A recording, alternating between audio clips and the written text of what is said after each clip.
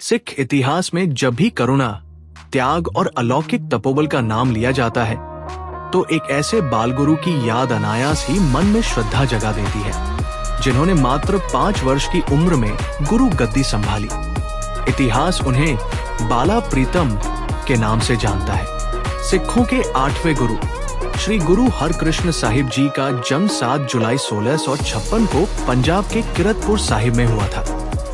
उनके पिता 7वें गुरु श्री गुरु हर राय जी और माता कृष्ण कौर जी थी।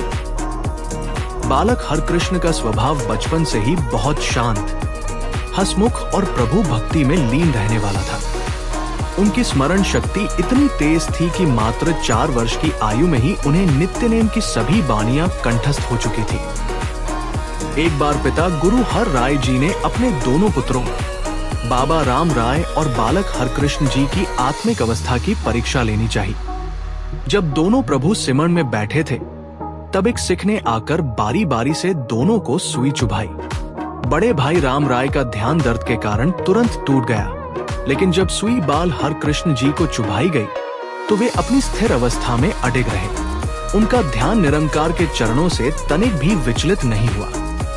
उन दिनों दिल्ली का शासक मुगल बादशाह औरंगजेब था। बड़े भाई राम राय ने औरंगजेब को खुश करने के लालच में आकर गुरु नानक देव जी की पवित्र बानी की एक पंक्ति को बदल दिया था। इस बात से दुखी होकर गुरु हर राय जी ने राम राय का परित्याग कर दिया और सन 1661 में ज्योति जोत समाने से पहले मात्र 5 वर्ष की आयु वाले अपने छोटे पुत्र हरकृष्ण जी को सिखों का 8वां गुरु घोषित कर दिया। जब औरंगजेब के बुलावे पर बाल गुरु हरकृष्ण जी दिल्ली जा रहे थे तो रास्ते में अंबाला के पास पंजोखरा गांव में रुके। वहां लाल चंद नाम का एक घमंडी पंडित रहता था।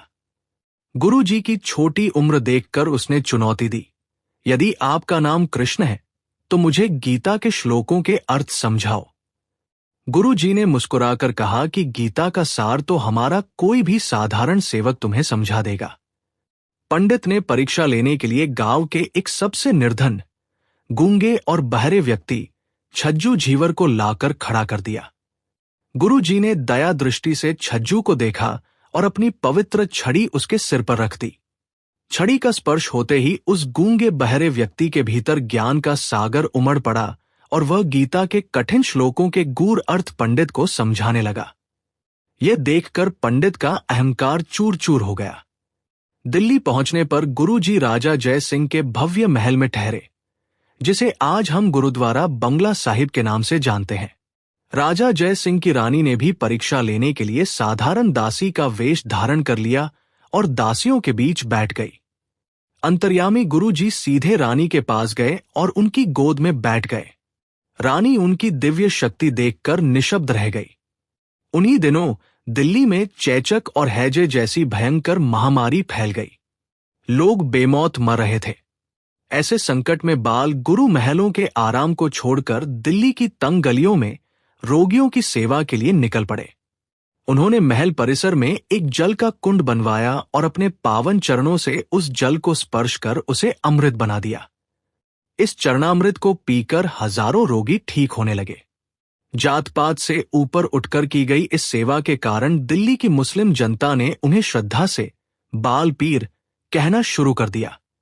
दूसरों के दुखों को हरते हरते गुरु जी का कोमल शरीर भी चेचक की चपेट में आ गया और उन्हें तेज बुखार आ गया। जब माता जी ने व्याकुल होकर पूछा कि आप स्वयं इस कष्ट में क्यों हैं, तब गुरु जी ने बड़े शांत भाव से कहा, ये शरीर नश्वर है माता। सुख और दुख दोनों ही जीवन के हिस्से हैं। हमें हमेशा उस अकाल पुरख की रजा और हुक्म में ही रहना चाहिए। जब व्याकुल संगत ने पूछा कि आपके बाद हमारा गुरु कौन होगा, तब गुरु जी ने अपने अंतिम क्षणों में 5 पैसे और नारियल मंगाकर केवल 2 पवित्र शब्द कहे, बाबा बकाला, जिसका संकेत था कि सिखों के अगले 9वें गुरु बाबा बकाला गांव में मिलेंगे, जो कि श्री गुरु तेग बहादुर जी थे। इसके तुरंत बाद 30 मार्च 1664 को मात्र 7 वर्ष और 8 महीने की आयु में गुरु जी सचखंड सिधार गए। दिल्ली का गुरुद्वारा बाला साहिब वह स्थान है जहां उनका अंतिम संस्कार किया गया था।